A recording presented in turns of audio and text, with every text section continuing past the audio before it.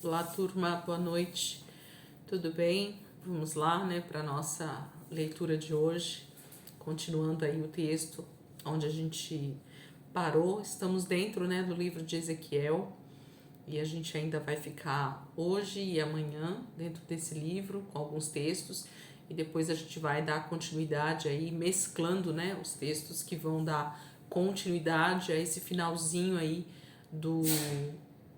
do reino, né, de Judá e Jerusalém antes do total exílio e da total destruição. Vamos orar, entregar esse momento ao Senhor e em seguida a gente vai estar lendo aí os capítulos que são de hoje da nossa leitura. Pai, nós te agradecemos por mais essa noite, por mais essa semana, Pai, que está acabando praticamente. Hoje, sexta-feira, Senhor, e nós queremos te agradecer muito, Pai, por tudo que o Senhor fez até aqui.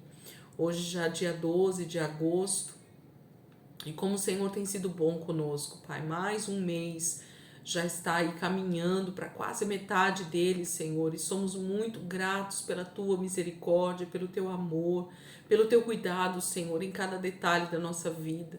Nós temos tido saúde, paz, alegria, Senhor, e como isso nos alegra, porque nós sabemos que isso só pode vir do Senhor, esse cuidado com a nossa vida, Pai. Esse zelo por cada detalhe, Senhor, por cuidar de nós, Pai, em tudo, nos guardando, nos livrando de todo mal, Jesus. Muito obrigada, Deus, pelo que o Senhor tem feito por nós, cada dia, Senhor. Somos muito gratos. Não temos palavras, muitas vezes, Senhor, para realmente agradecer ao Senhor por todos os benefícios que o Senhor tem nos dado. Em nome de Jesus, eu te peço que nesta noite, Pai, o Senhor continue ministrando a nossa vida, o Senhor continue nos fazendo ter sede, fome de ler a Tua Palavra, de estudar a Tua Palavra, Senhor, de estar com o Senhor nesse relacionamento diário, Jesus. Muito obrigada, Deus, por aquilo que o Senhor está fazendo na minha vida, Senhor. Muito obrigado por aquilo que o Senhor está construindo no meu interior, no meu espírito, Pai. Muito obrigada, Jesus. Nós te louvamos e te agradecemos em nome de Jesus. Amém. Vamos lá, gente. Ezequiel, capítulo 21 é o nosso início hoje. A gente vai ler o capítulo 21, 22 e 23 de Ezequiel. Ezequiel. O título aqui na minha Bíblia diz o juízo divino pela espada, né? Então, uma das formas, né, de Deus vir com o seu juízo vai ser através da espada, através da guerra, né, da morte. Esta palavra do Senhor veio a mim, filho do homem, vire o rosto contra Jerusalém e pregue contra o santuário. Profetize contra Israel, dizendo-lhe, assim diz o Senhor, estou contra você. Empunharei a minha espada para eliminar tanto o justo quanto o ímpio. Uma vez que eu vou eliminar o justo e o ímpio, estarei empunhando a minha espada contra todos, desde o Neguebe até o norte. Então todos saberão que eu, o Senhor, tirei a espada da bainha e não tornarei a guardá-la. Portanto, comece a gemer, filho do homem. Comece a gemer diante deles com o coração partido e com amarga tristeza. E quando lhe perguntarem por que você está gemendo, você dirá, por causa das notícias que estão vindo. Todo o coração se derreterá e toda mão penderá frouxa. Todo o espírito desmaiará e todo joelho se tornará como água, de tão fraco. E vem chegando, sem nenhuma dúvida vai acontecer. Palavra do soberano Senhor. Esta palavra do Senhor veio a mim. Filho do homem, profetize e diga, assim diz o Senhor, uma espada afiada e polida, afiada para a mortandade e polida para luzir como relâmpago. Acaso vocês vamos regozijar-nos com o cetro do meu filho Judá? A espada despreza toda e qualquer vareta como essa. A espada foi destinada a ser polida, a ser pega com as mãos, está afiada e polida, preparada para que a maneje a mão do matador. Clame e grite, filho do homem, pois ela está contra o meu povo. Está contra todos os príncipes de Israel. Eles e o meu povo são atirados contra a espada. Lamente-se, pois, bata no peito. É certo que a prova virá e que acontecerá se o cetro de Judá, que a espada despreza, não continuar a existir? Palavra do soberano Senhor. Por isso profetize então, filho do homem, e bata as mãos uma na outra, que a espada golpeie nas duas, mas não duas, mas 3 vezes.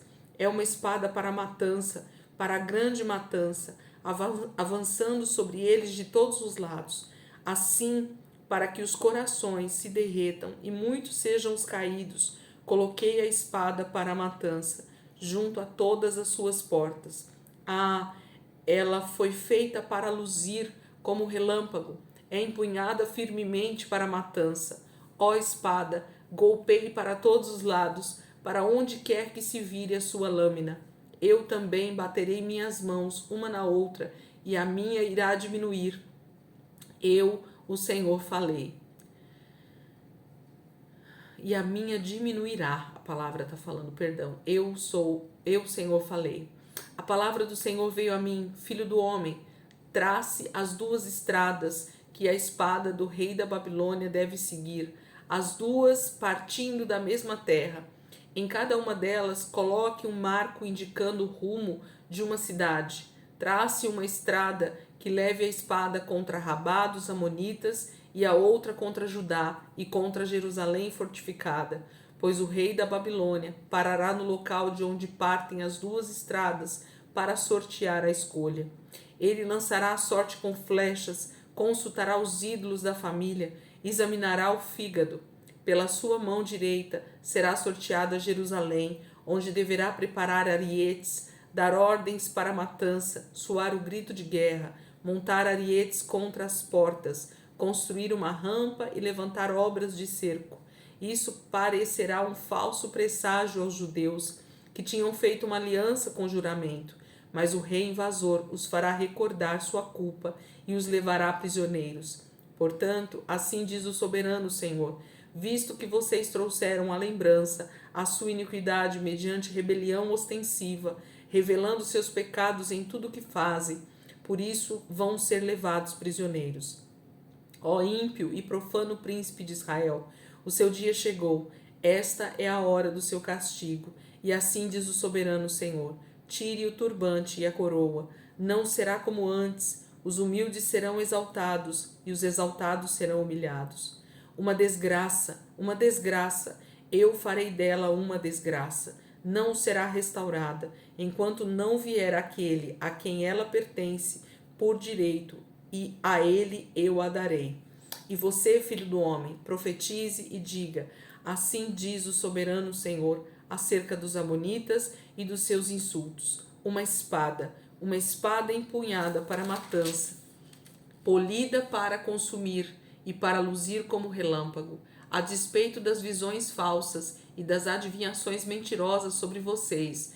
Ela será posta no pescoço dos ímpios que devem ser mortos, e cujo dia chegou, cujo momento de castigo é agora. Volte a espada à sua bainha, no lugar onde vocês foram criados, na terra dos seus antepassados. Eu os julgarei. Derramarei a minha ira sobre vocês, soprarei a minha ira impetuosa contra vocês. Eu os entregarei nas mãos de homens brutais, acostumados à destruição.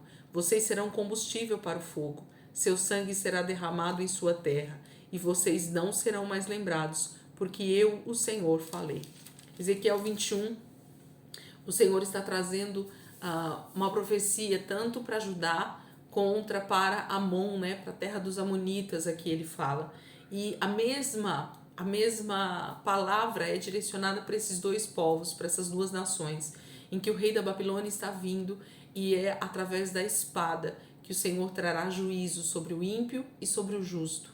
Sobre todos, a matança virá sem piedade. A questão é como nós vamos estar nesse dia. A questão era como eles estariam nesse dia. Eles poderiam estar sendo mortos, mesmo debaixo de obediência, vamos dizer assim, ao Senhor, e o Senhor os livraria. E os ímpios, então, seriam mortos por causa dos seus pecados. Então, a questão é como nós vamos estar nesse dia da grande tribulação. Como nós vamos estar no dia em que o juízo de Deus vier sobre a terra. É disso que Deus está falando, porque o juízo virá. A palavra está dizendo que Deus cumprirá. Deus trará o juízo através desse homem da destruição que ele fala aqui, né? Nesse caso era o rei da Babilônia, que nesse momento era essa visão para nós do que é o anticristo, né? Nós temos algumas dessas visões através do Velho Testamento, E o rei Nabucodonosor, nesse momento, é a visão desse grande anticristo, desse que vai vir trazendo o juízo de Deus através das suas mãos destruidoras. É disso que Deus está falando. E eles deveriam, então, estar atentos a tudo que Deus estava fazendo, porque era o próprio Senhor quem estava fazendo tudo isso. Mas eu gosto muito desse versículo assim, aqui, ó, versículo 27. Uma desgraça, eu farei dela uma desgraça. Não será restaurada enquanto não vier aquele a quem ela pertence por direito. A ele eu a darei. Então, aqui é uma promessa sobre a vinda de Cristo, né? Sobre esse herdeiro realmente que pertence toda a terra, né? Nós sabemos que do Senhor é a terra, a palavra fala, né? Então, enquanto ele não viesse e realmente começasse essa restauração, Deus não daria mais a restauração para nenhum outro homem, até que o seu próprio filho viesse. Então, há uma palavra de juízo, de destruição, mas no meio dessa palavra toda, o Senhor novamente lança uma palavra de triunfo, de vitória, de restauração, de vinda do Senhor Jesus sobre a terra, porque é dele que é toda a terra. Capítulo 22. Jerusalém é julgada. Ezequiel, capítulo 22. Veio a mim esta palavra do Senhor: Filho do homem, você a julgará? Você julgará essa cidade sanguinária? Então confronte-a com todas as suas práticas repugnantes e diga: assim diz o soberano Senhor, ó cidade, que traz condenação sobre si mesma por derramar sangue em seu meio e por se contaminar fazendo ídolos. Você se tornou culpada por causa do sangue que derramou e por ter se contaminado com os ídolos que fez. Você deu cabo dos seus dias, chegou o fim dos seus anos. Por isso farei de você objeto de zombaria para as nações e de escárnio em todas as terras. Tanto as nações vizinhas como as distantes zombarão de você, ó cidade infame e inquieta. Veja como cada um dos príncipes de Israel que aí está usa o seu poder para derramar sangue. Em seu meio eles têm desprezado pai e mãe, oprimido o estrangeiro e maltratado o órfão e a viúva. Você desprezou as minhas dádivas sagradas e profanou os meus sábados. Em seu meio há caluniadores, prontos para derramar sangue. Em seu meio, aos que comem nos santuários dos montes e praticam atos lascivos. Em seu meio, há aqueles que desonram a cama dos seus pais e aqueles que têm relações com as mulheres nos dias de sua menstruação. Um homem comete adultério com a mulher do seu próximo, outro contamina vergonhosamente a sua nora e outro desonra a sua irmã, filha de seu próprio pai. Em seu meio há homens que aceitam suborno para derramar sangue, que empresta juros visando lucros e obtém ganhos injustos, extorquindo o próximo. E você se esqueceu de mim, palavra do soberano Senhor. Mas você me verá bater as minhas mãos uma na outra contra os ganhos injustos que você obteve e contra o sangue que você derramou. Será que a sua coragem suportará ou as suas mãos serão fortes para o que eu vou fazer no dia em que lhes der o devido tratamento? Eu, o Senhor, falei e o farei. Dispersarei você entre as nações e a espalharei pelas terras e darei fim à sua impureza. Quando você tiver sido desonrada aos olhos das nações, você saberá que eu sou o Senhor. E depois veio a mim esta palavra do Senhor: Filho do homem, a nação de Israel tornou-se escória para mim, cobre, estanho, ferro e chumbo deixados na fornalha, não passa de escória de prata. Por isso, assim diz o soberano Senhor: visto que vocês todos se tornaram escória, eu os ajuntarei em Jerusalém. Assim como os homens ajuntam prata, cobre, ferro, chumbo e estanho numa fornalha, a fim de fundi-los, soprando fortemente o fogo, na minha ira e na minha indignação, também ajuntarei vocês dentro da cidade e os fundirei. Eu os ajuntarei e soprarei sobre vocês o fogo da minha ira, e vocês se derreterão. Assim como a prata se derrete numa fornalha, também vocês se derreterão dentro dela, e saberão que eu, o Senhor, derramei a minha ira sobre vocês. De novo, A palavra do Senhor veio a mim e disse ele: Filho do homem, diga a esta terra: você é uma terra que não tem tido chuva, nem aguaceiros no dia da ira. Há nela uma conspiração de seus príncipes, como um leão que ruge ao despedaçar sua presa. Devoram pessoas, apanham tesouros e objetos preciosos e fazem muitas viúvas. Seus sacerdotes cometem violência contra a minha lei e profanam minhas ofertas sagradas. Não fazem distinção entre o sagrado e o comum. Ensinam que não existe nenhuma diferença entre o puro e o impuro, e fecham os olhos quanto à guarda dos meus sábados, de maneira que eu sou desonrado no meio deles. Seus oficiais são como os lobos que despedaçam suas presas, derramam sangue e matam gente para obter ganhos injustos. Seus profetas disfarçam esses feitos enganando o povo com visões falsas e adivinhações mentirosas. Dizem: assim diz o soberano Senhor, quando o Senhor não falou. O povo da terra pratica extorsão e comete roubos, oprime os pobres e os necessitados e maltrata os estrangeiros, negando-lhes justiça. Procurei entre eles um homem que erguesse o muro e se pusesse na brecha diante de mim e em favor desta terra, para que eu não as destruísse, mas não encontrei nenhum. Por isso derramarei a minha ira sobre eles e os consumirei com o meu grande furor. Sofrerão as consequências de tudo o que fizeram. Palavra do soberano Senhor. Gente, eu queria muito que vocês prestassem atenção e que vocês discernissem algo muito importante sempre nessas leituras que a gente está fazendo.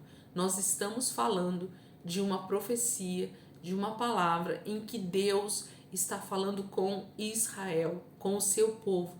Deus não está falando com ímpios simplesmente. Deus está falando com pessoas que tinham feito uma aliança desde a época de Moisés e que Deus tinha firmado essa aliança com eles. Então, quando Deus traz essas palavras de confronto, de ira, de indignação, de juízo, Deus está trazendo essa palavra por causa da quebra dessa aliança.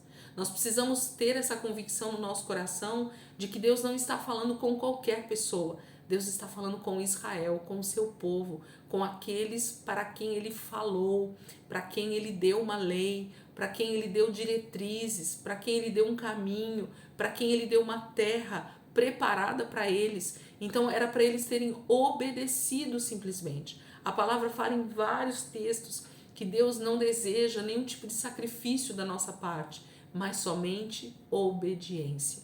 Isso seria suficiente para esse povo permanecer na terra prometida, para desfrutar de toda a bênção que Deus tinha para eles e para que essa bênção se estendesse para todas as nações através do exemplo, através das boas obras, através da pregação, inclusive, dessa lei, desse mandamento, dos ensinos, né, que Israel traria para as outras nações.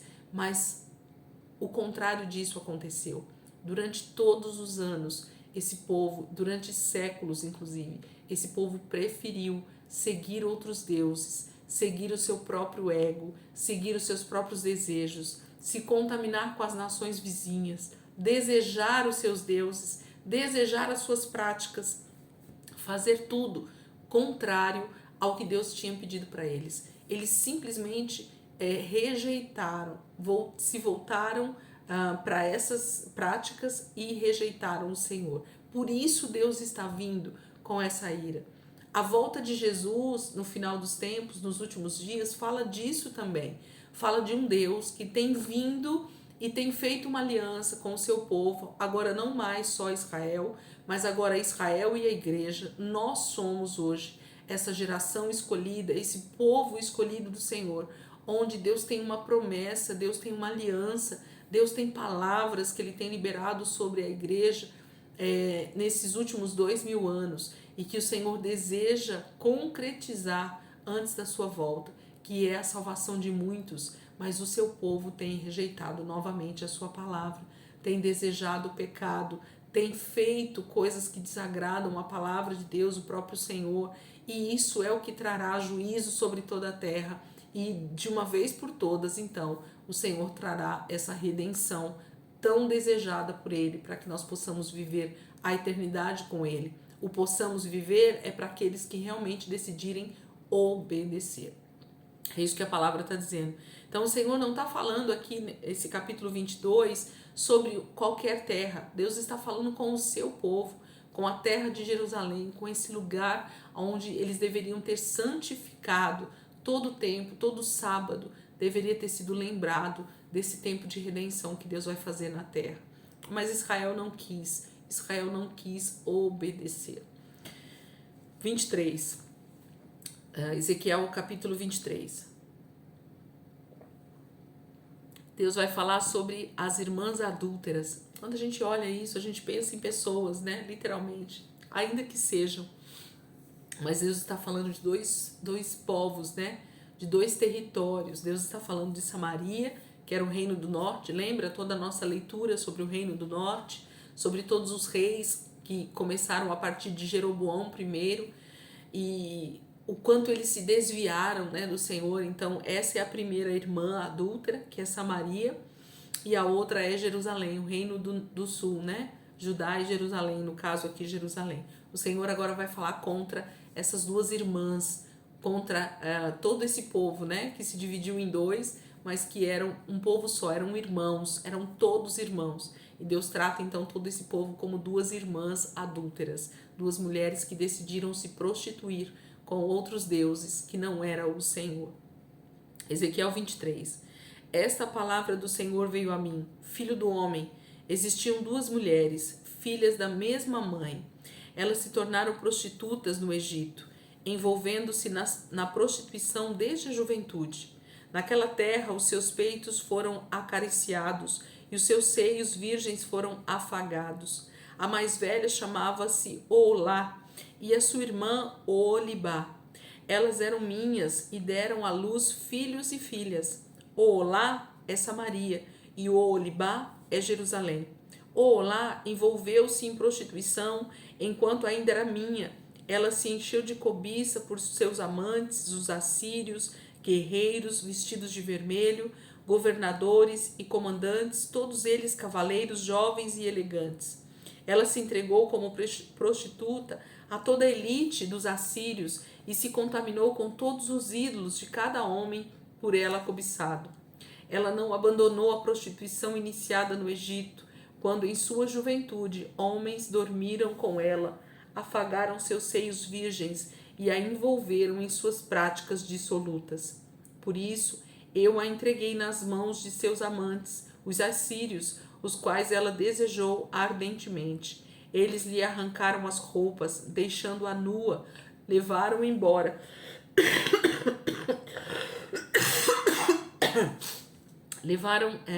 Eles lhe arrancaram as roupas, deixando-a nua, levaram embora seus filhos e suas filhas, e a mataram à espada.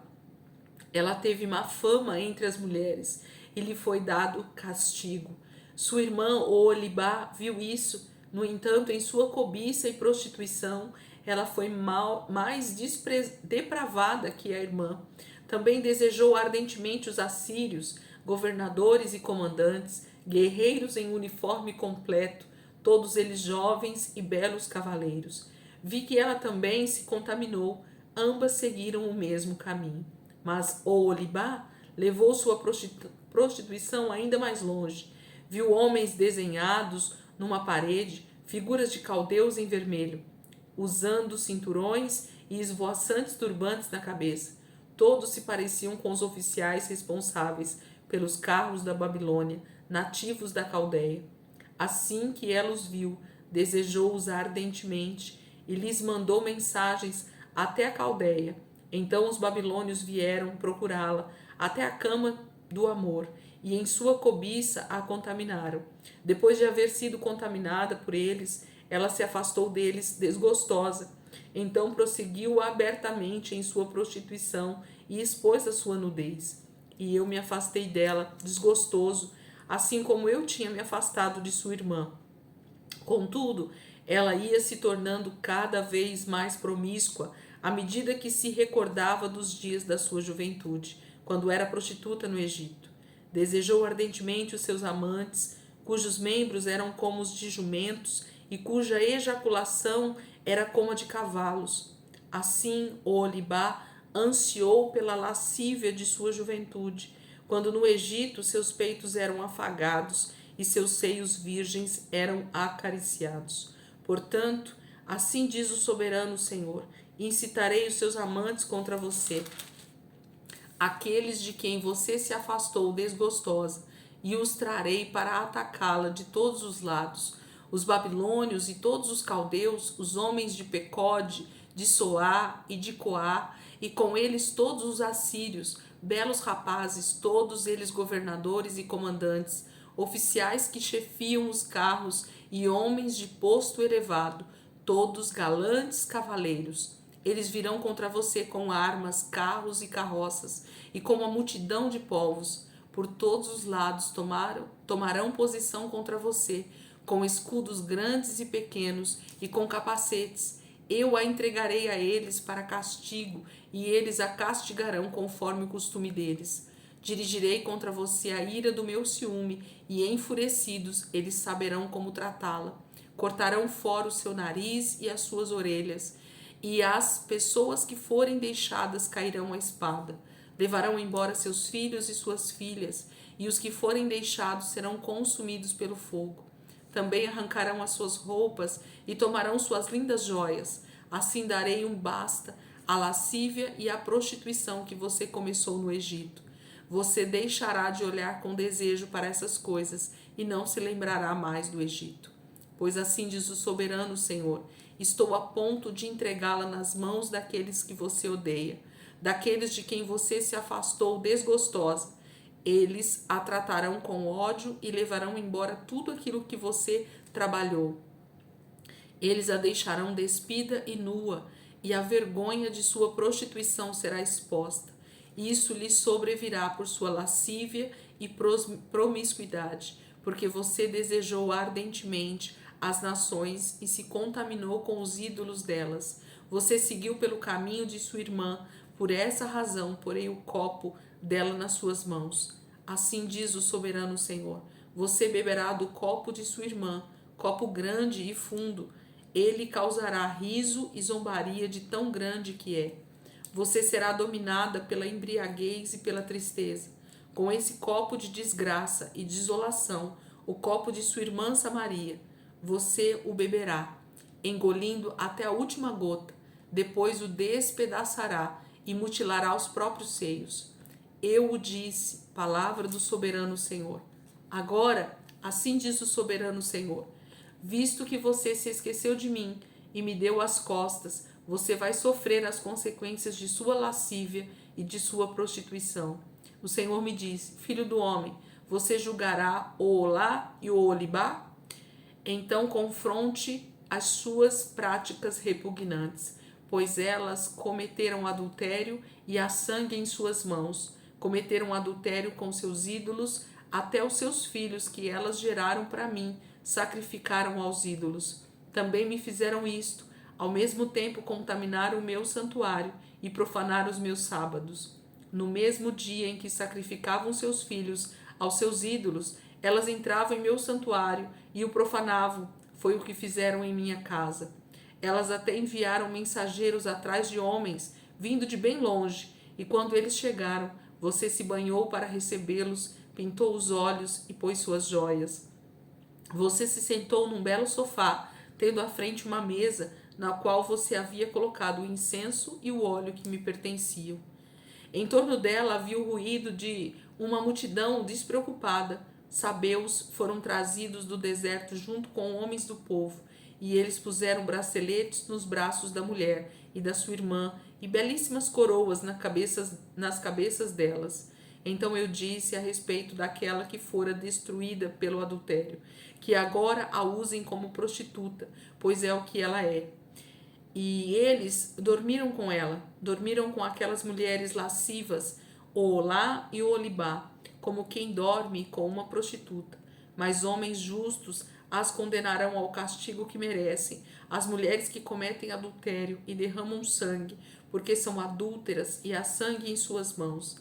Assim diz o soberano Senhor: que uma multidão as ataque e que elas sejam entregues ao pavor e ao saque. A multidão as apedrejará e as retalhará a espada. Matarão seus filhos e suas filhas, destruirão suas casas e as queimarão. Dessa maneira darei fim à lascívia na terra, para que todas as mulheres fiquem advertidas e não imitem vocês. Vocês sofrerão o castigo de sua cobiça e as consequências de seus pecados de idolatria. E vocês saberão que eu sou o soberano, o Senhor.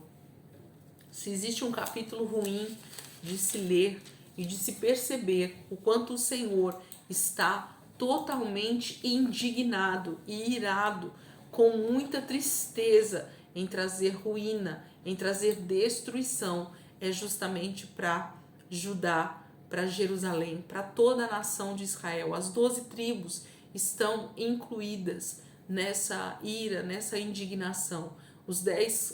As 10 tribos do norte são chamadas de Olá, e a tribo do sul, as 2 tribos do sul, Judá e Benjamim, são chamados de Oholibá. E todas essas descrições aqui dessas 2 irmãs que se prostituíram fala desses momentos da história do Reino do Norte e do Reino do Sul, onde eles foram se entregando às nações vizinhas, né, onde eles foram fazendo pactos e alianças para se enriquecerem, para buscar favores, para ter benefícios, deixaram de seguir o Senhor e começaram então a adorar os seus deuses, porque achavam que esses deuses trariam o que eles precisavam, se esquecendo de onde vinha toda a verdadeira alegria, toda a verdadeira riqueza que eles tinham na terra de Israel, que era o próprio Senhor que tinha colocado todos eles ali naquela terra.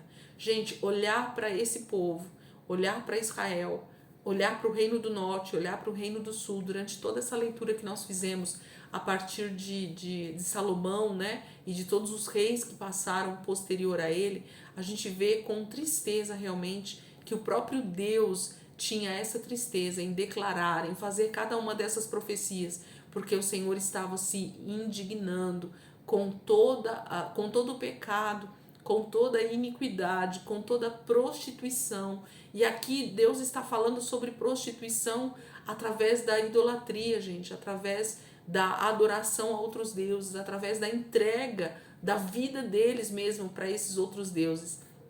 Até os filhos que essas cidades, né, que essas 12 tribos deram para o Senhor, muitos deles foram queimados para Moloque, muitos deles foram entregues em sacrifícios. Havia muito sangue na mão desse povo por causa de tantos sacrifícios entregues a outros deuses. O quanto eles se destruíram entre si, o quanto eles mataram homens, o quanto eles fizeram guerra nessas terras onde o Senhor tinha dito que era para ter paz, que era para ter a sua presença. Deus os guardaria.